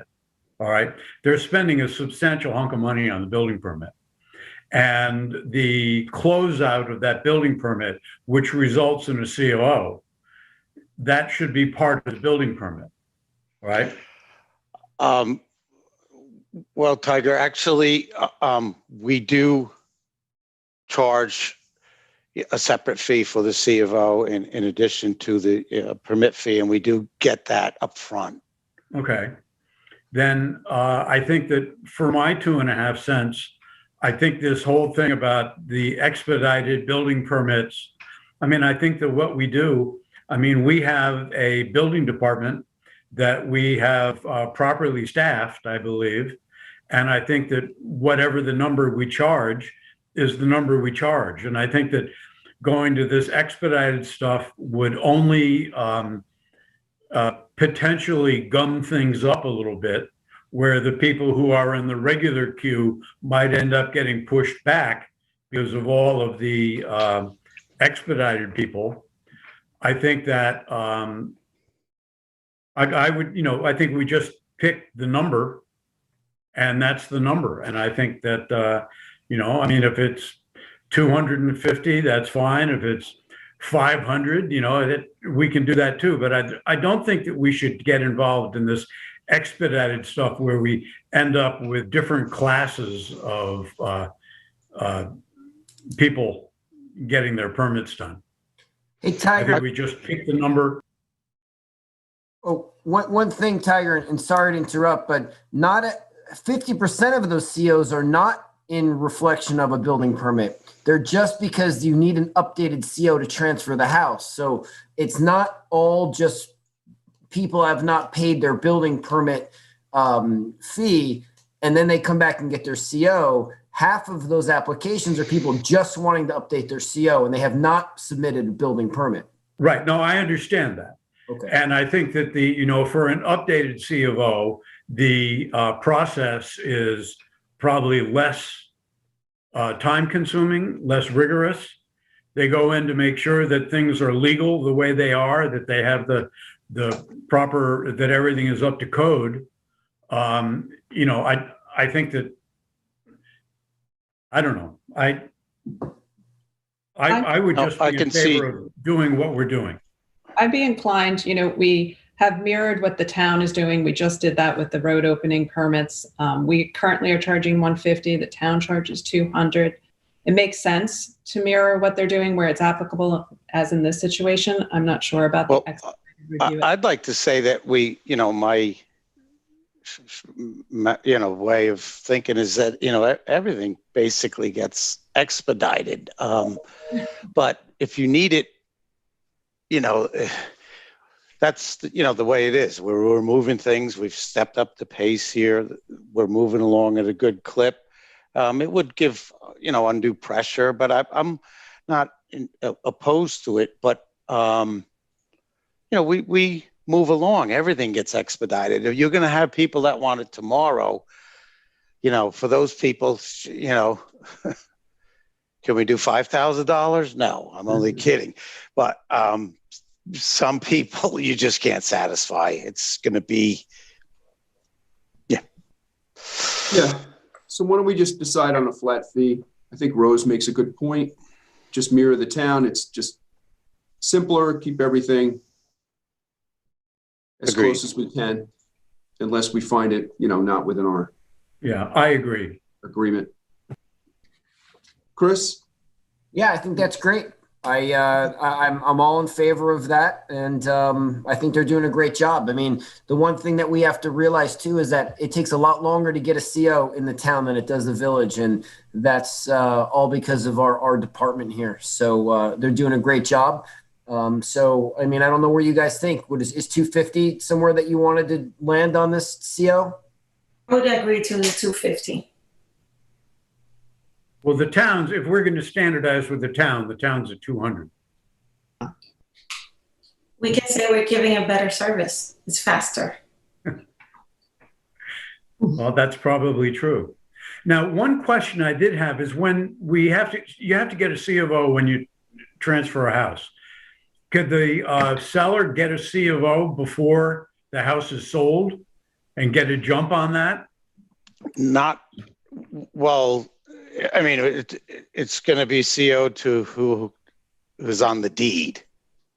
So, they often apply in advance, but we can't give a certificate of occupancy, obviously, to something that somebody doesn't own. Oh, okay, I see. Yeah. Isn't the CO good for a certain amount of time? Yes. Yeah. It's good. And there's- This CO is good for 1 year. A lot of times the seller, it will be part of the real estate deal, is the seller will obtain a C of O prior to the sale. And that meets the requirement and the intent of that section of law.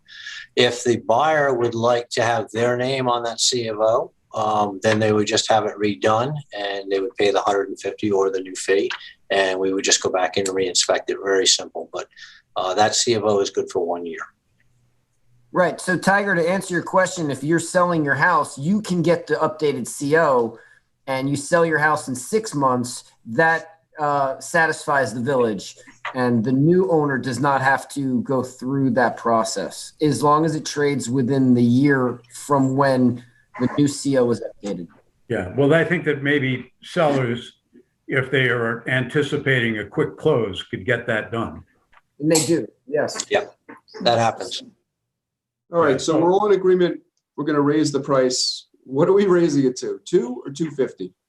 Well, Southampton Village is 150. East Hampton Town is 200. Do we want to make it consistent with the town, or do we want to be more than them is the question. Right. Tiger? I'll go with either. You know, Okay. I mean, a $50 difference is not going to make one bit of difference to anybody that's getting a C of O. Okay, then let's go to 250.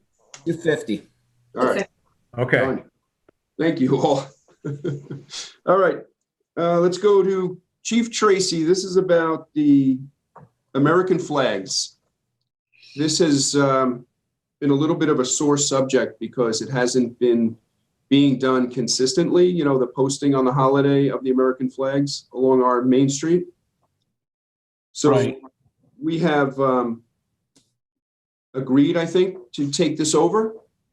Yes. And we were going to assign it to the police department and have a TCO do it. The highway department, the issue with the highway department doing it is that they're off on the holidays and it would be double time every time for a highway department member to come in to put the flags up and then take them down. So we decided to ask the chief to do it. Go ahead, chief. Yes, I had a call into Dave Collins yesterday. When he gets back, I'm going to have a discussion with him. We're going to identify the exact number of spots. I was given 2 numbers, one current locations of flagpole Mike receptacles. can tell you, he's here, my chief. Yeah, well, what it didn't do is it didn't say when the project's going to be done, how many are going to be taken out and so forth. And the other quandary is, depending on who you speak to, there are a different number of dates where the flag would be going out. And that includes sites from the military that discuss flag days, flag viewing days, or posting days by municipalities. So I want to tie that down. I've got a couple of people I'm going to speak to, get an actual number of dates where the flags should be put out. If that's not done correctly, you'll have about 100 dates, because depending on who you ask, I mean, it's really, there can be a tremendous amount, but I would assume that we're going to go with the federal holidays and those that are honoring the veterans in our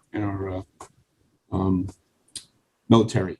So really, I just need to know how many we're going to end up with after the project is finished, and we're going to assign, as you stated, the full-time traffic control officers, and that'll be overseen by a sergeant to make sure there's no holes in the process. They'll go out about 8 o'clock in the morning, and they'll come in around 4 o'clock in the afternoon, which was discussed at the department head meeting the other day. That the thought being there that they need to come in before dark or sunset, and because of the work schedule of the people that are going to be doing it, the only way to guarantee consistency is to have it scheduled by the hour. So we're anticipating 8 a.m. 4 p.m. So it should not be a problem. I don't anticipate a problem, and we'll figure out a way to do it so it's done right. Okay. Mike, can you add anything to those locations? I know I saw the same memo from Dave Collins, that we reduced from a number to a lower number. Is that done? Yeah, we reduced the flags down to about, I don't have it in front of me, about like a 45 to 50. All the flag bases were relocated, so they're next to an existing street light. So technically the flags are already illuminated at night. That was why we moved them, because there was a complaint from a member of the community that the flags weren't being properly lit. So we did that last spring, last summer. So they're all been moved. They're all got light on them. And the final number is between 45 and 50 flags now. All right, so that changes things, because the other day we were told that they are definitely not lit. And in fact, we discussed that there was a need to take them in at the end of each day. So Well, that's not the case. It is the case, Mike, because I don't think that lighting qualifies. So Just real quick, that was something we did at the interim to try to satisfy the public, but the final decision, again, is up to you folks as whether that meets the criteria for the proper lighting of the flag. In other municipalities like Southampton Village or Sag Harbor Village, they put the flags on the actual lampposts, which is something that we could consider doing. It would just be a fastener that would have to go to the lamppost, and then it would be, well lit for sure, the flag. And I think, I'm in favor of the village taking it over. The flags look beautiful on Main Street and Newtown. It's a big job. I think there's, quite a few, 50, as Mike says, on Main Street, and possibly another dozen on Newtown. And, as we all know, they go all the way from Pondview down Main Street, all the way to in front of the Strong Agency, I believe, and then down North Main Street, all the way underneath the trestle. So it's a big job. We've been lucky. There have been some groups that have volunteered to do it. There's been individuals, most recently, we thank Coach McKee who did it. Before that, I can remember Mr. Buckout doing it. So I think that, it would be great for us to take that on. And certainly if we put the flags on the lampposts, we could do it on a Friday or Saturday for, July 4th that we celebrate on a Monday, or any holiday that's celebrated on a Monday. We could do it earlier in the weekend, which might be easier for us to do. I just looked up on the American Legion website about the flying at night, and it says you can keep your flag flying 24 hours if it's properly illuminated during all hours of darkness. But what exactly is proper illumination? The American Legion interprets that as a light source that is specifically placed to light up the flag at night.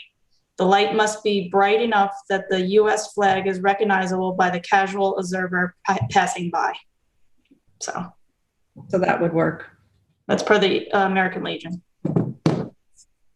I know that the village is considering, as a project, another project for DPW, which we appreciate, painting all of the lampposts. So this would, if we want to put the flags on the lampposts, this would be the ideal time to do it. While they're painting them, they're up on a ladder, they can do the fastener. We could try that. Then we know they're well lit at night for sure. Yeah, the other thing, since we're talking about the light posts, the other part you've seen in other communities is they hang nice flower baskets from. Yes, absolutely beautiful. And I'd like to see us even move to that. And then we would have really, between the flowers and the flag, it would look really nice. So, beautiful. So anyway, you going to work on that, Chief? On it already. All right, terrific. All right, so let's see. We're going to move to public comment before we get into the public hearing. Is there anybody on the phone, Jody? Currently, there's nobody on the line. All right, so let's get into the public hearing. June?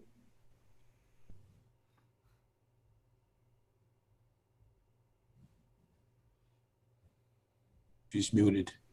June? Oops, sorry about that. It's coming out to wake you. It's a public hearing just to talk about the proposal to permit one food truck at 2 Mile Hollow Beach for the 2021 season on a trial basis. Okay. Anybody on the phone? No, there are no callers on the line. Okay, anybody from the board? All right, so can I get a motion to close the hearing? So moved. Second.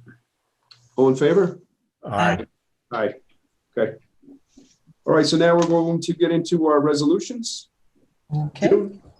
Resolution number 1, to employ Michael Reed as a full-time public safety dispatcher 1, pending civil service approval, effective March 15th at a starting base salary of $96,491. Mr. Reed is an experienced dispatcher transferring from the village of Southampton.